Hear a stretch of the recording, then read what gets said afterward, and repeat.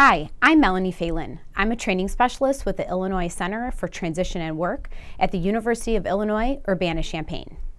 Thank you for joining me in today's webinar, Strategies for Job Development. Our objectives today focus on the importance of job development for school transition programs serving students with disabilities age 14 through 22. We will also be identifying strategies that will help develop work experience sites and potential paid employment for your students. We hope this information will strengthen your knowledge of job development and give you some valuable techniques to assist you and your students in gaining access to the work experience and paid employment. Let's get started. Job development is finding and creating training or employment opportunities for people with disabilities and creating and sustaining long-term relationships with businesses. We call this a dual customer approach. With job development, we are charged with respecting and responding to businesses' needs while also considering the needs of our student job seekers with disabilities. So we need to make sure we are meeting the needs of the business while also meeting the needs of the student job seeker. Why job development? There's about 6.5 million people in the United States that have an intellectual disability. 17% of the adults with IDD, which is 1.1 million people, are unemployed. 28% of these adults with IDD, which is 1.82 million people, have never held a job. This is almost 4 times the unemployment rate for the general population. Very few businesses have the talent to achieve their business objectives. Only 11% of businesses say they have what they need. We want to capitalize on those businesses that don't have the talent they need. And as we all know, there are more unfilled jobs than there are people looking for work. Job development can help solve this issue. We know we have talented job seekers, but employers don't. As a job developer, you can educate these businesses on the untapped talent of the job seekers in your program. Why do organizations hire people with disabilities? Well, businesses have seen when they build an inclusive culture by hiring people with disabilities, they have a more attractive talent pool for hiring, and they are able to add highly motivated employees to their workforce. Businesses see that if they look more inclusively at the job that they're hiring for, they benefit from having or hiring extremely dedicated, hardworking, loyal, committed individuals. And it sort of has a ripple effect that is positive for their brand. So the more inclusive their organization is, the more attractive their organization is to employ future or potential employees, as well as consumers that come into their business. What are some businesses saying? Well, 59% of businesses say that the top 2 benefits of hiring people with intellectual disability are the inclusive culture it attracts to their talent pool. People feel valued and respected, which attracts more talent to their organizations. Businesses also are able to add highly motivated employees who are reliable and hardworking. So the turnover rate of employees is much lower. Businesses have also shared their recruiting initiatives that adopt disability inclusion practices, such as partnerships with community organizations, such as adult agencies and transition programs, having an accessible career portal, such as providing accommodations in their application or on their website for a job seeker who may be blind or has a hearing deficit or some other type of disability that makes it difficult for them to use or fill out things on a computer. They emphasize commitment to disability inclusion at events, and they also include images of people with disabilities on their career site and recruiting materials. Overall, businesses have realized that they have tapped a powerful talent pool the old-fashioned way, which is through social connection. People want to work in these businesses because they connect with the employees within that organization.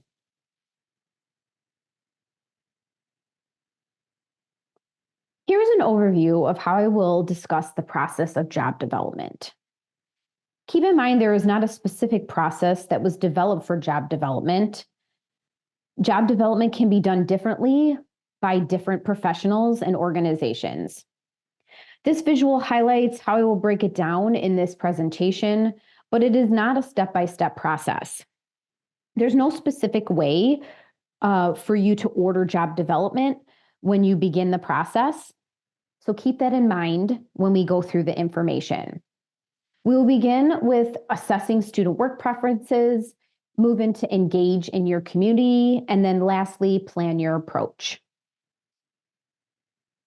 Now that we understand what job development is and our process, let's move into how we gather information for job development by assessing student work preferences.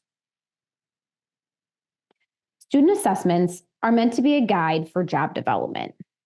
It's important to refer to this information when you start finding placement options for student job seekers.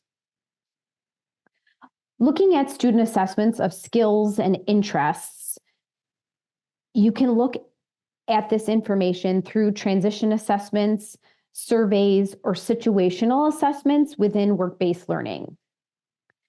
You can also pull information from task analysis data and work-based learning training to understand how the student is working. To analyze student learning needs, you can also use classroom assessment data, interviews with teachers, parents, and students to gain knowledge of the student's strengths and areas of need. Soft skills knowledge can also be gained through work evaluations and work-based learning data that can provide you with the information you need for how the student is performing on the job. So soft skills can be things such as conflict resolution, dressing appropriately for work, and being on time. These skills are important to help students keep their job long-term. What do we do to get to know the student job seeker? Here are some assessment factors to consider. Each of these factors in this diagram provide information about the job seeker that is necessary for job development. All of the information in these assessment factors should come from transition assessments and task analysis info, along with the interviews of the students and parents. Let's go through each one with the information you should be collecting in each category. Preferences look at the interests and likes and hobbies of the student job seeker. Logistics look at the schedule a student job seeker would like, whether they want to work full-time or part-time, as well as transportation options. Financial is how much a student job seeker would like to make, along with any kind of benefits or incentives they're looking for on the job, and if the job has any promotion opportunities.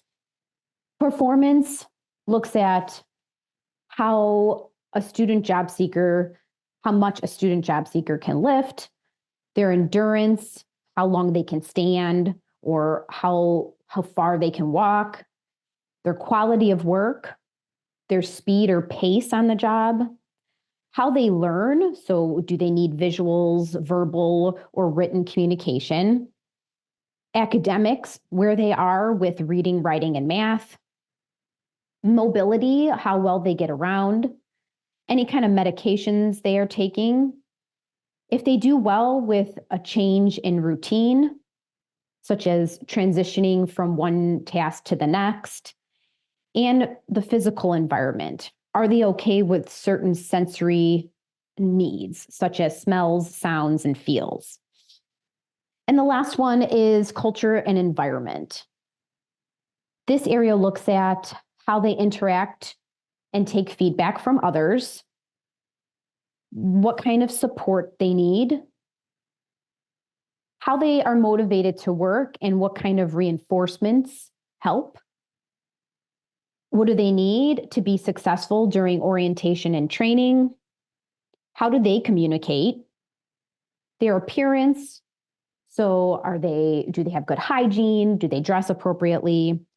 And any kind of behavior concerns on the job. Keep in mind, performance and culture information will help the team determine job accommodations later on when the student secures employment. So how do we use these assessment results? Make sure you go through each aspect to make sure you haven't missed any important information. This can be done at an IEP meeting to include the parents and student. If you are missing some info, that would be a great time to ask more questions and to get more information in order to place the job seeker. As you look at the assessment data, the team can start planning what ideal jobs the student is interested in, and they can begin mapping the community for specific jobs that match this criteria. After you have gathered information about the student, it is time to get out and engage your community. There are 3 areas we will focus on when discussing community engagement.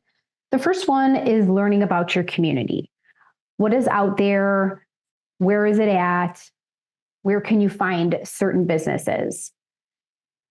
The next one is getting to know the businesses in your community.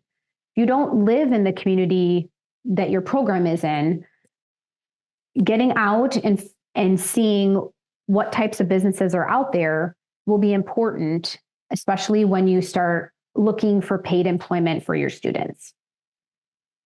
The last one will be marketing your program and services, which is going to help build those partnerships. So learning about your community. If you don't know much about the business or services in your community, you can do some community mapping. It will give you details about what resources exist in your area.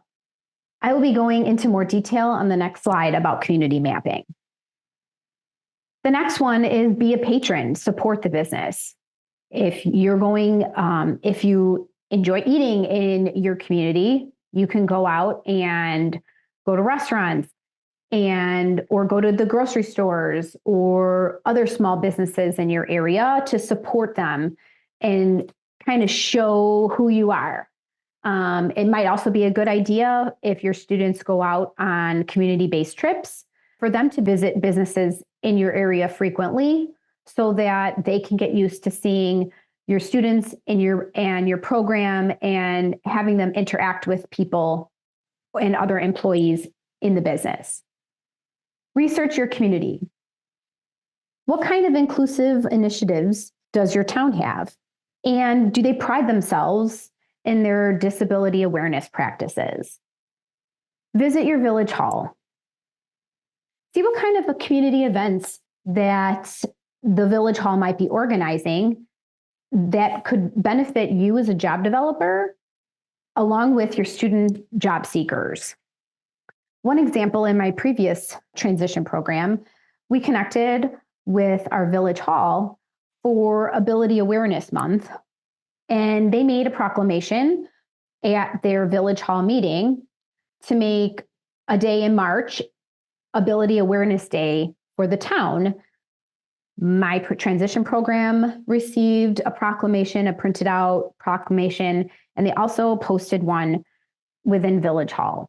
So this was a great way for our program to interact with some people from the community as well as other important elected officials in the area.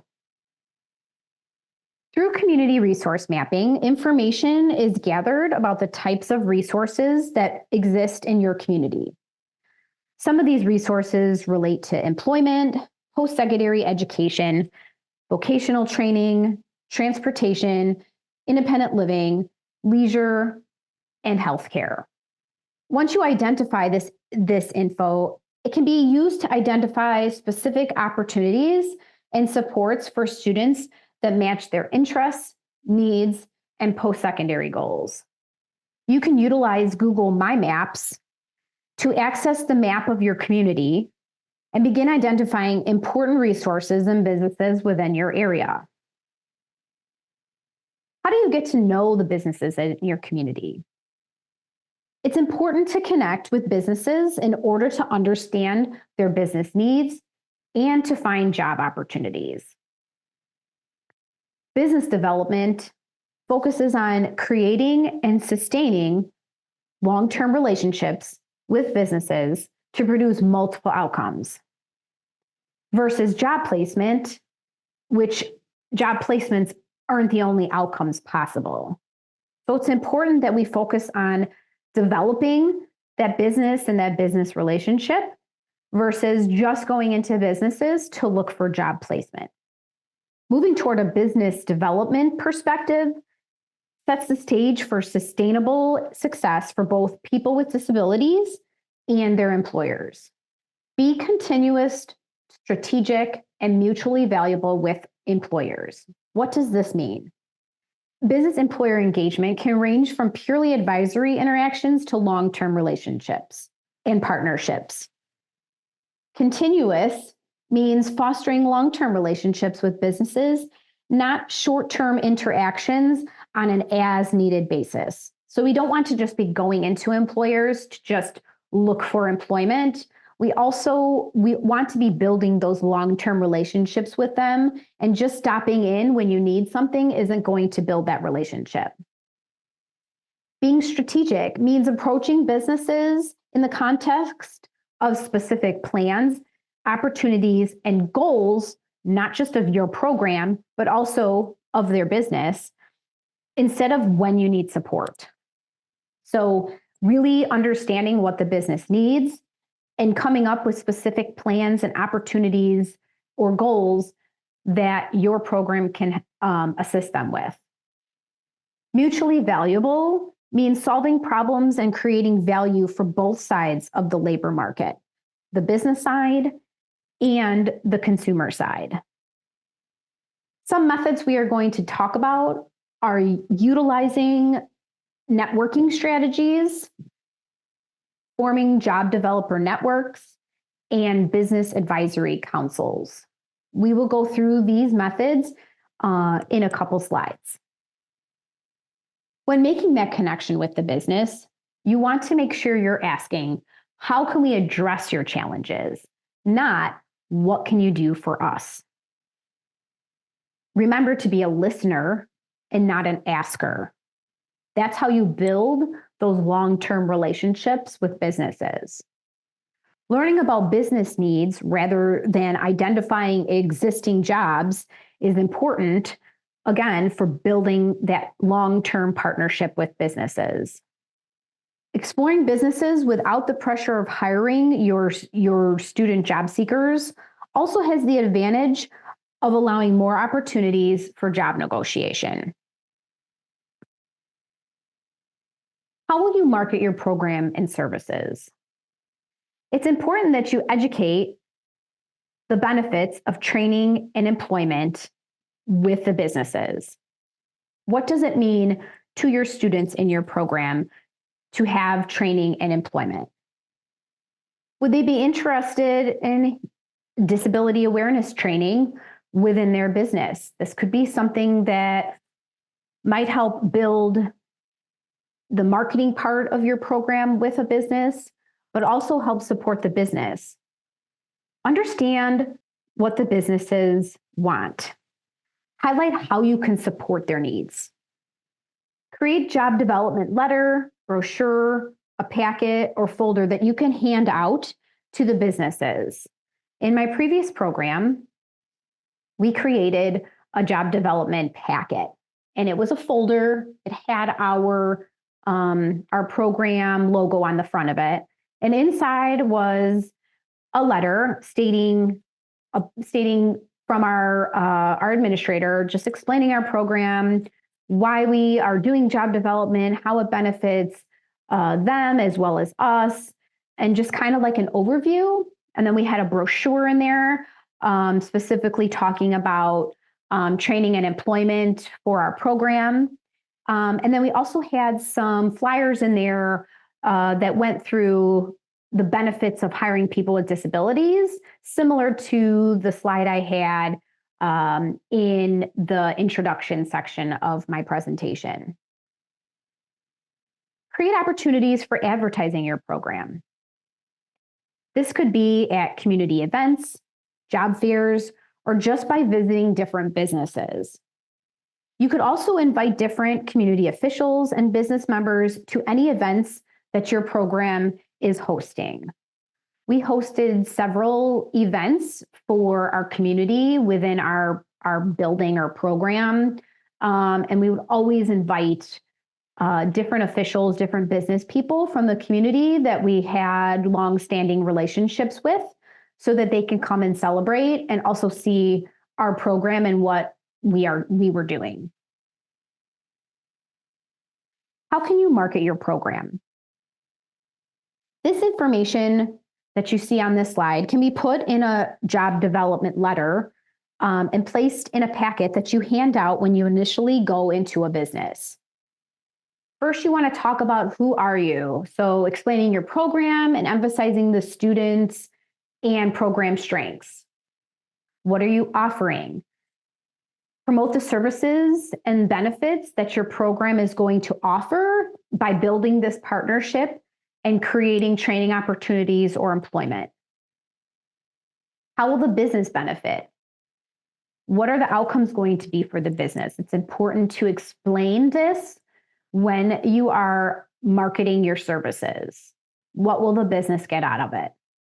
And also share the outcomes for your program. What's going to be the positive side of building this relationship and having this training opportunity or employment created for your student job seekers. Make sure you don't lead with disability in your conversations with businesses. You want to make sure that you're talking about the students positively and the things that they're able to do, not the things that they aren't able to do or that they struggle with. Those are things that you can save for later on when you are building a plan to have work-based learning or employment within that business. Utilizing network strategies is another way to engage in the community. In my previous program, I would go out into the community and hand out my business cards or ask questions about open positions, just to engage and just to start conversations with managers or supervisors. This was also a good time. If I had my job development packet, I would hand this out to the general manager or the owner if I was engaging in that conversation. But just handing out business cards is also a good way to interact and be able to talk about your program and building that network of employers and other community members. You could also have your teachers share information about your program when they go out into the community and take community-based trips. We did this quite frequently, and we actually gained a lot of employment for our students that way when our teachers were doing the networking. Network through families and other personal contacts. So utilize your parents, utilize your staff contacts. Sometimes there are some connections, especially if a lot of your staff live within the community, they're a great way to network with businesses. Using past partners. This will be important because they know you the best. So they're going to be able to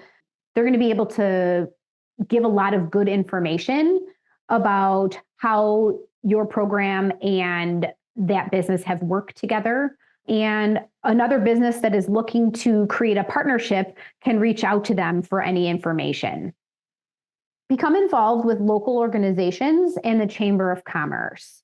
Again, this is important because the Chamber of Commerce runs a lot of, oversees all the businesses in your community. So if you have somebody that you can connect with within a Chamber of Commerce in your community, that's going to be a really good start. In my previous program, one of my previous students' mother works at the Chamber of Commerce in our village, and she would connect us frequently with businesses that were looking to hire and specifically hire people with disabilities. So she would reach out to us quite frequently and connect us with these businesses that were looking for student job seekers to fill open positions. The last one is utilizing community business events, such as job fairs, Chamber of Commerce meetings, or hiring events at specific businesses. So I know in some communities, some businesses actually have their own hiring events. And so this would be a great avenue to network with these businesses. You could either just go on your own as a job developer or bring your student that is looking for a job with you. Another way to engage the community is forming job developer networks. This is a way to work smarter, not harder, because it helps bring more collaboration with the job development process. You bring together other job developers to brainstorm ideas. When forming job developer networks, you can invite professionals that work in transition from other area high schools, DRS or VR counselors, and other local vocational agencies that work with creating employment for students or adults. Discuss current targeted job seekers. This isn't where you want to name any names, but just generally talk about skills, strengths, and interests of the targeted job seekers. Another benefit from a job developer network is gaining staff from the local area that can get acquainted and enhance the transition planning as a whole. You can choose how often you meet. Some networks have met every other month, or they choose to meet twice in the fall and in the spring. Similar to Job Developers Network, you could also form a business advisory council. It's similar to the Job Developer Network. The only difference is you're going to be inviting leaders from the local business community instead of educational professionals or VR counselors. These people that you're inviting are going to be directly from the business community within your area. So when you're recruiting people, it's important to think about geography, diverse job types, and the friendliness that they have had with your program or school. You might want to consider doing this council meeting over breakfast or lunch, or at least providing some type of beverages and light snacks, and consider meeting in a familiar place, such as a public library that won't cost anything to the group and is easy to get to for everyone. Other ways that you can use the Business Advisory Council is to do mock interviews with students so that they can practice how they are going to interview for a paid employment position. Volunteers that are on the Business Advisory Council can help support students with this and utilize their own questions to help the students practice. So how will you initially communicate with businesses in order to market your program and begin networking? When I first started engaging in the community, I did mostly unscheduled visits to businesses. So I would show up with my job development packets or just business cards and connect with that owner or that general manager and talk about our program in that way. I know of many people that utilize phone calls or emails if they have this contact information.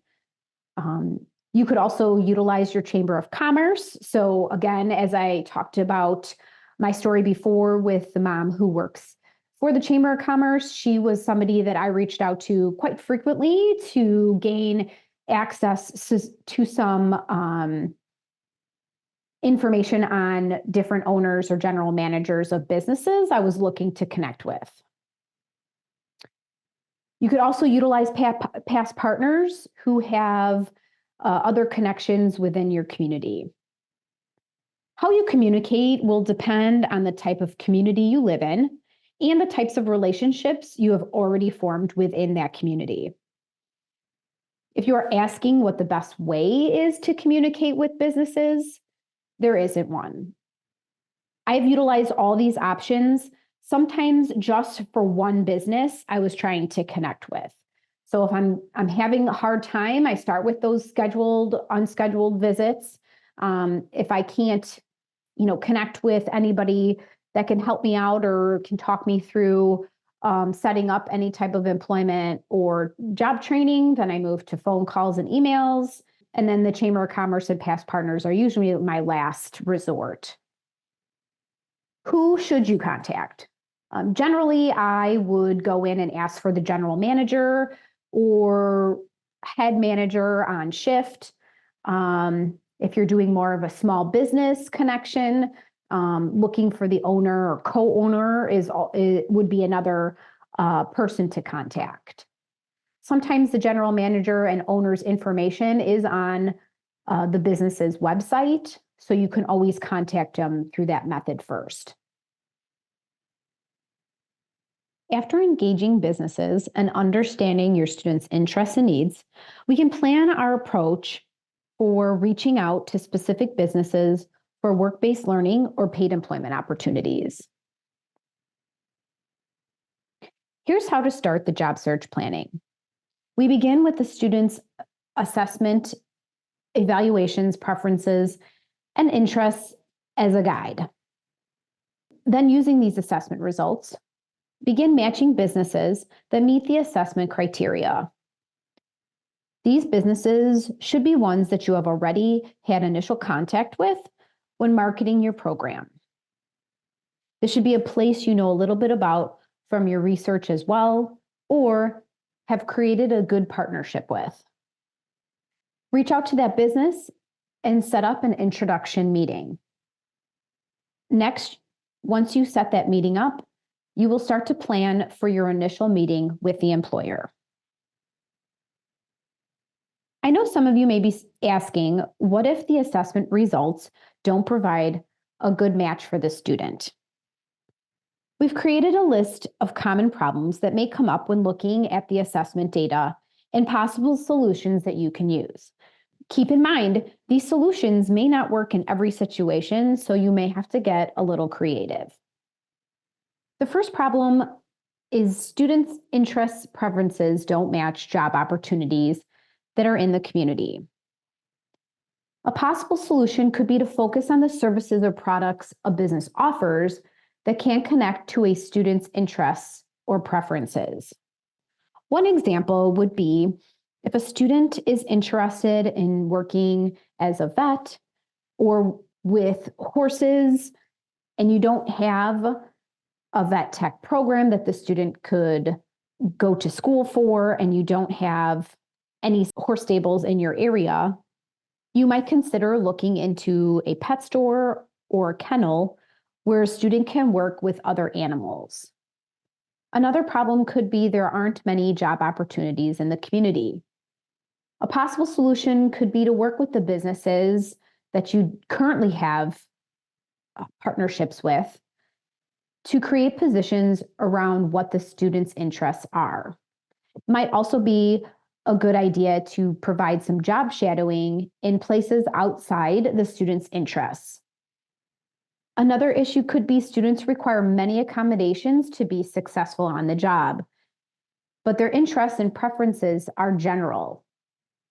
A possible solution could be to collaborate with the business you have the strongest partnership with to create a plan for support with that business.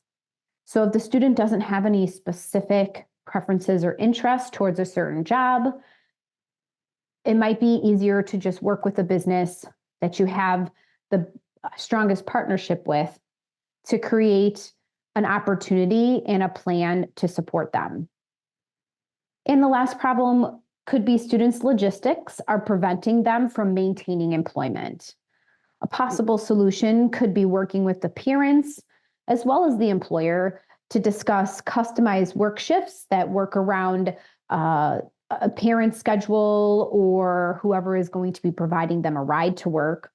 Possible carpooling with other employees within the business or other transportation options within the area. Now we'll move into planning your initial employer meeting. First, you want to start with having an opening statement on what you can do for the business. This could come from your job development letter if you've created one.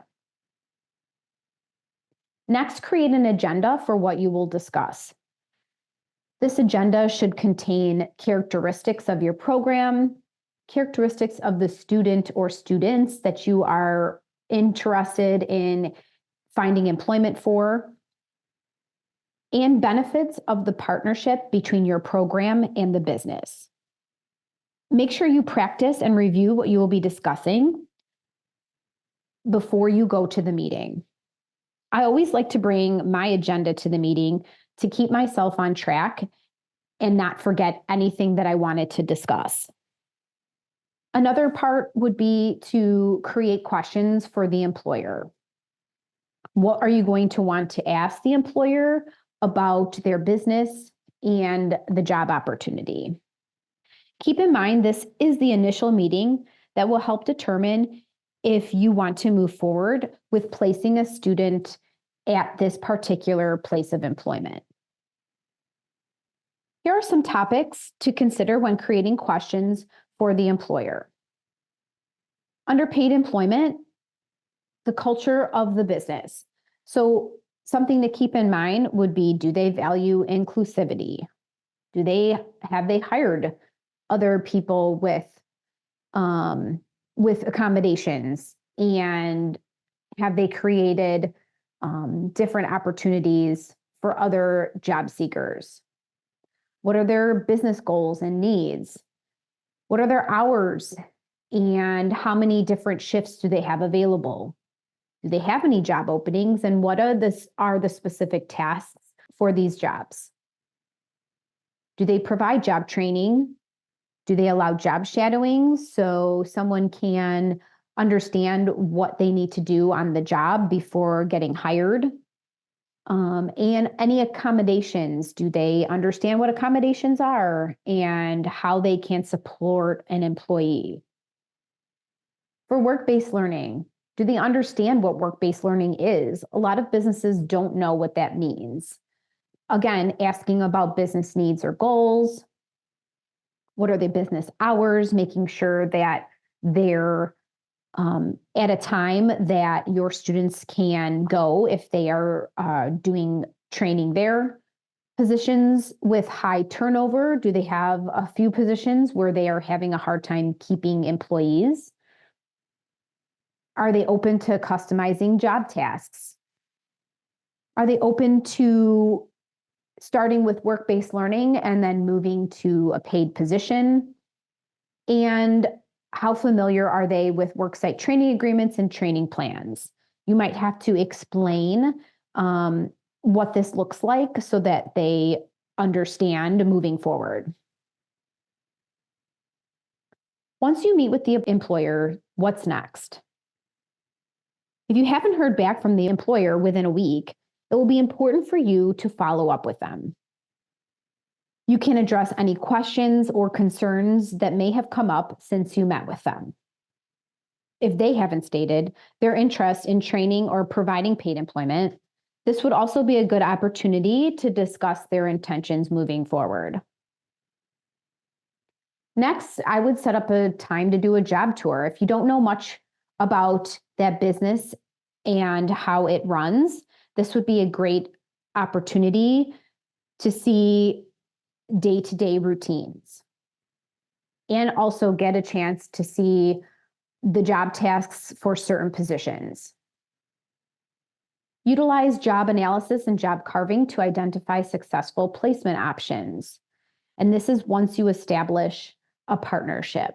You can start reviewing the openings and identify how a student or job seeker will be successful within this position by seeing how you can carve the particular position for that student's needs, interests, and preferences. Identify supports and accommodations with the employer if they have agreed to hire this student job seeker. So discuss what kind of supports and accommodations that student is going to need. You might also create a worksite agreement. This can be for paid or unpaid positions, and it provides the employer a detailed outline of what they are committing to, necessary supports, the schedule for the student, and responsibilities of the individuals involved.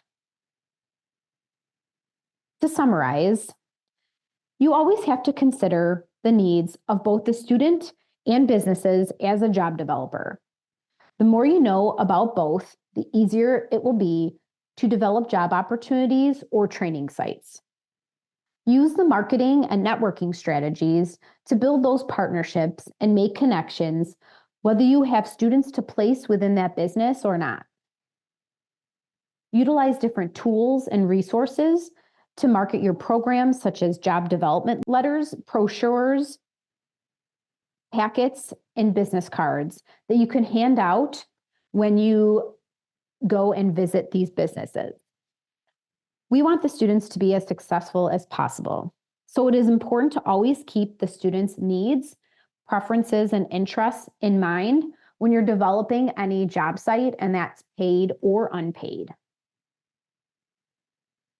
Please make sure you visit the ICTW website for additional resources on community mapping, transition assessments, and how to approach businesses for work placements.